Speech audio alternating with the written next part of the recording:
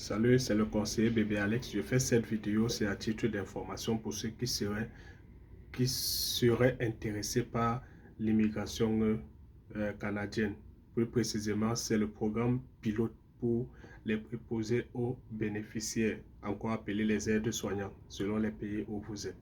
Donc, d'ici le 30 mars, ce programme sera ouvert pour toute personne ayant l'expérience et non seulement l'expérience, mais aussi le diplôme par rapport à ça. Bon, vous pouvez aller lire les différentes modalités. Je vous partage mon écran pour que chacun puisse au moins se voir en introduction ce qui les attend.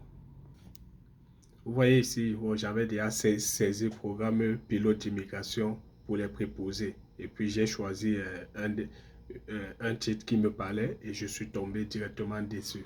Vous voyez comment ça se présente. On a les conditions communes qui sont entre autres avoir plus de 18 ans, avoir l'intention de vous établir au Québec et y occuper un emploi dans une entreprise. Quand on dit une entreprise, ça veut dire dans une structure hospitalière ou bien qui offre du travail dans ce domaine-là. Et occuper un emploi de préposé au Québec pour une entreprise dont vous n'avez pas le contrôle juridique. Donc, ça veut dire, si c'est votre entreprise vous-même, vous ne devez pas vous-même dire que vous êtes employé là-bas. Ça doit être quelqu'un qui vous emploie. Ici, vous voyez les connaissances du français. En fait, ça ne concerne pas ceux qui sont hors du Canada ou hors du Québec. Ça concerne ceux qui sont dans le Québec. Voilà, parce qu'il y a deux volets. Il y a le volet pour ceux qui sont au Québec ou au Canada déjà et ceux qui ne le sont pas. Donc, ceux qui sont au Canada, voilà pour eux ici les tests de langue qu'ils doivent faire. Voilà, c'est ça. Maintenant, les conditions de travail, bon, c'est autre chose. Vous allez lire. Ici, je passe juste en revue. Vous pouvez mettre pause pour rapidement lire ce qu'il y a. Mais vous pourrez aussi aller sur Google, vous tapez. Vous voyez d'autres professions qui sont aussi visées par ce programme. Donc, ce n'est pas que les préposés aux bénéficiaires. On a aussi les coordonnateurs et superviseurs des soins infirmiers. On a aussi les infirmiers autorisés. Voilà. Et psychiatres autorisés.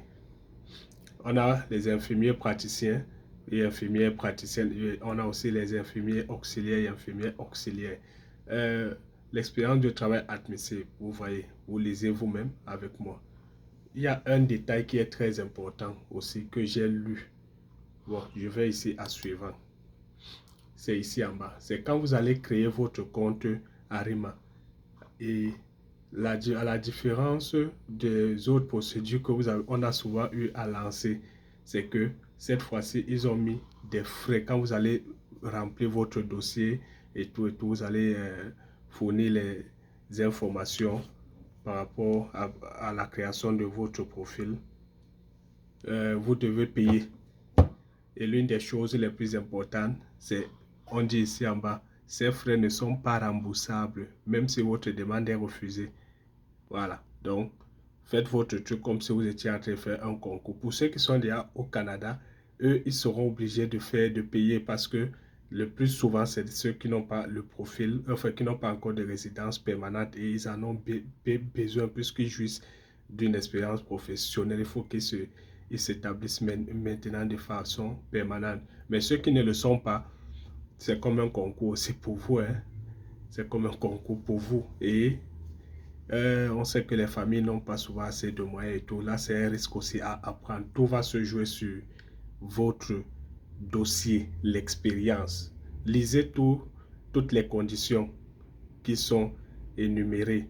Tout va se jouer à ce niveau. Je ne veux pas énumérer des choses pour ne pas frustrer les gens parce que c'est ceux qui vont traiter vos dossiers qui connaissent les grilles d'évaluation et d'appréciation des différents profils.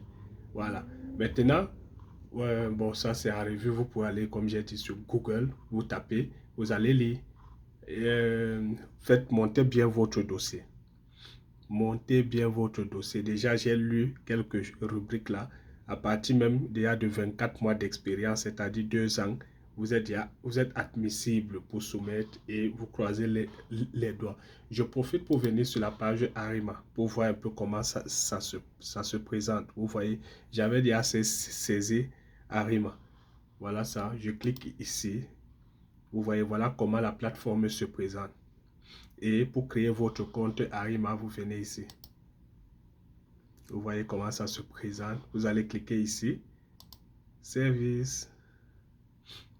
Et ensuite, la zone C. Vous allez mettre vos informations. Si vous n'avez pas encore de profil, vous allez venir ici, créer un compte. Ce compte n'est pas compliqué à créer. Pendant que vous créez votre compte directement, quand vous serez dans votre compte, vous allez juste aller sur la rubrique importante. Sinon, dans une prochaine vidéo, je vais vous montrer comment on crée un profil ou alors comment ça se présente le profil Arima quand on l'a créé. À la prochaine.